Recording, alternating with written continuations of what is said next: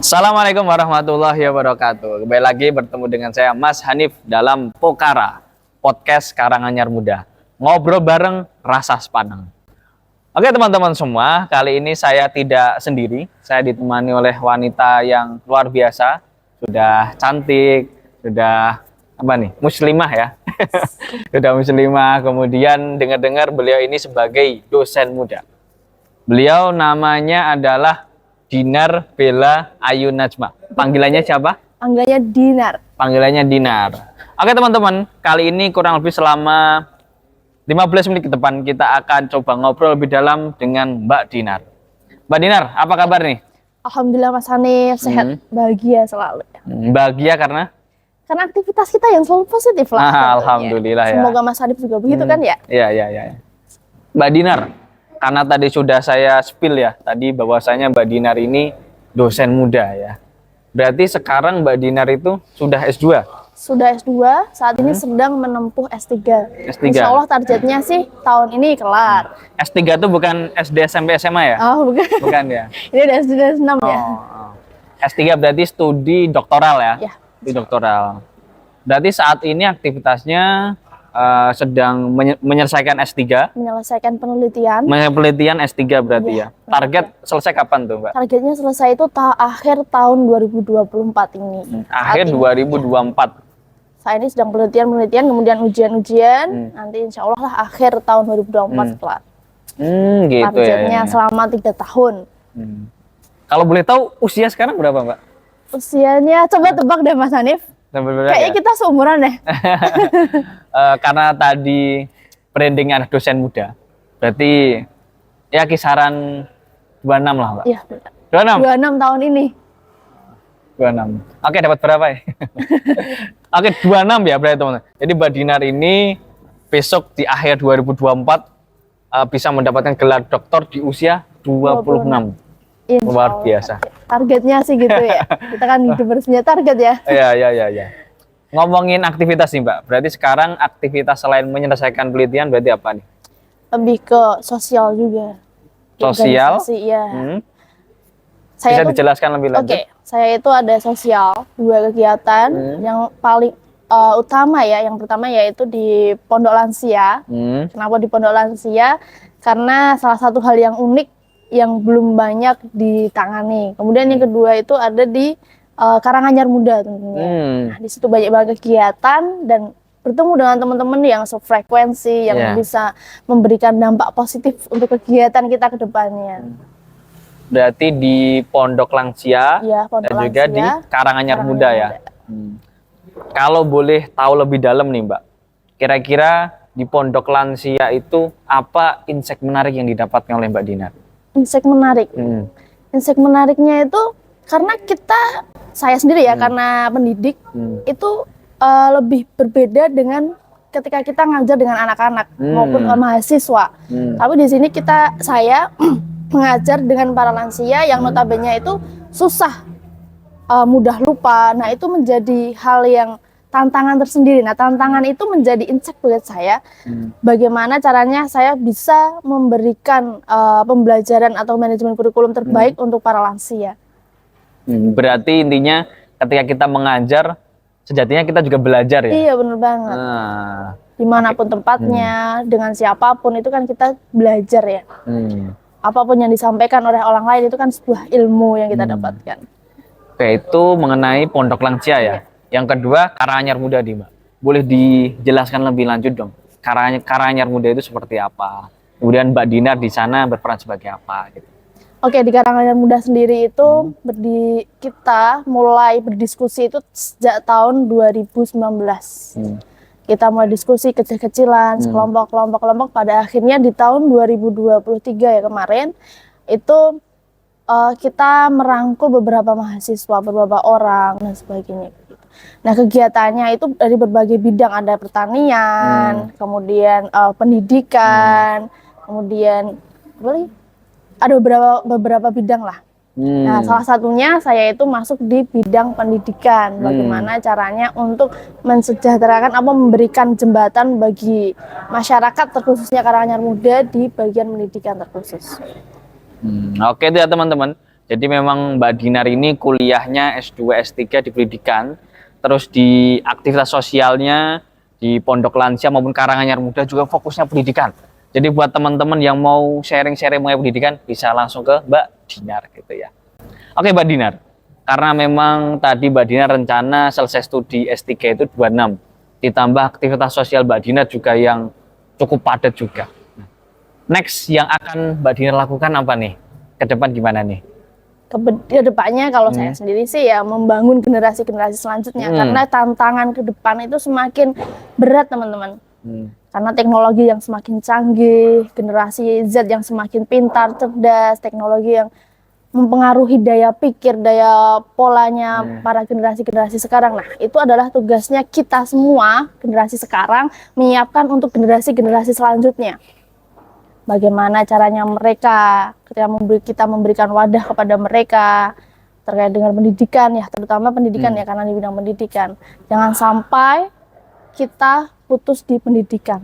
Karena ketika kita sudah terjun ke dunia pendidikan, itu berarti kita juga sudah mengelola daya pikir kita terkait dengan mindset. Bagaimana cara mindset kita berpengaruh sistematis dan sebagainya itu di dunia pendidikan. Salah satu perubahan kehidupan kita ke depannya itu ada di pendidikan kita. Berarti salah satu cara untuk merubah suatu peradaban lewat pendidikan ya Pak. Luar biasa sekali ya. Nah, ini adalah tugas kita ya. Tugas kita bersama. Jadi bukan hanya tugas Mbak Dinar gitu. Iya, tugas kita semua. Berarti tugas saya juga ya. Iya, tentunya Mas Hanif. Iya. Oke Mbak Dinar. Nah ini kaitannya sama pendidikan lagi nih Mbak Dinar. Kira-kira melihat kondisi pendidikan saat ini begitu ya, di tengah perkembangan teknologi yang begitu pesat, kemudian ditambah dengan pergaulan-pergaulan remaja. Nah ini kan karena memang nanti siapa tahu ditonton oleh adik-adik kita gitu ya. Mungkin ada semacam pesan gitu yang ingin disampaikan gitu Pak. Oke, teman-teman semuanya, teman-teman ya biar kelihatan sepantara deh. Jadi saya pesan bahwa pendidikan itu nomor 1. Dimanapun tempatnya, tetap yang paling penting adalah pendidikan, baik pendidikan formal maupun non formal. Karena apa? Karena pendidikan itu bisa membuat mindset kita open minded untuk mendapatkan ilmu-ilmu yang bermanfaat sebagai bahan tabungan untuk ke depan generasi-generasi kita selanjutnya, melahirkan generasi-generasi yang hebat itu adalah di dunia pendidikan. Nah, itu tergantung dengan mindset kita, pikiran kita, pola pikir kita. Salah satunya adalah kuncinya di pendidikan. Maka jangan sampai kita mengesampingkan pendidikan kita. Tetap pendidikan adalah nomor 1. Pendidikan adalah yang nomor 1. Itu kata Bu Dinar ya berarti ya? Mbak Dinar. Mbak Dinar. Oh ya, ngomong-ngomong Mbak Dinar ini udah nikah belum ini? Belum sih. Belum Gimana, ya? Mas? Belum ya? Oke teman-teman. Oke teman-teman, ini siapa tahu kalau ada yang tertarik, punya kenalan. Lo promosi ya? Umum Ini ada. channel Karang Muda. Iya, mumpung ada Mbak Dinar yang masih mencari pasangan sehidup sematinya ya. Oke, nanti bisa hubungi nomor di bawah ini ya teman-teman. Oke Mbak Dinar, yang jadi concern saat ini kan kita melihat bahwasanya ada banyak orang-orang yang masih mempersepsikan pendidikan ini tidak diperuntukkan oleh semua kalangan. Terkhusus kita masih menganggap ya kita masih patriarki gitu ya, masih menganggap ya pendidikan ini diperuntukkan hanya orang-orang tertentu saja gitu. Nah, Mbak Dinar sebagai representasi dari kaum perempuan gitu, kaum perempuan, apalagi kaum yang memulai pendidikan dari bawah gitu. Nah, bagaimana melihat itu? Nah, ini adalah hal yang menarik yang harus dibahas gitu ya. Kadang perempuan itu hanya dianggap ngapain sih perempuan sekolah tinggi-tinggi kalau akhirnya itu hanya di sebagai ibu rumah tangga, hanya di dapur, kalau ya kan masak mana itu ya. Nah, menurut saya tetap yang paling penting bagi seorang perempuan adalah di pendidikan. Karena untuk melahirkan generasi-generasi selanjutnya itu bagaimana cara kita melihat ibu kembali kepada ibunya, bahwa sekolah yang paling utama dan paling pertama adalah ibunya. Mulai saat ini saya ajak teman-teman semuanya, baik yang perempuan ya, bahwa kita itu mempunyai hak suara yang bebas. Maka boleh dong kalau perempuan itu juga berpendidikan, nggak harus laki-laki gitu loh. Kenapa sih gitu harus dipermasalahkan? Nggak harus, intinya jangan sampai kita mengikuti pola pikir patriarki gitu loh. Ya.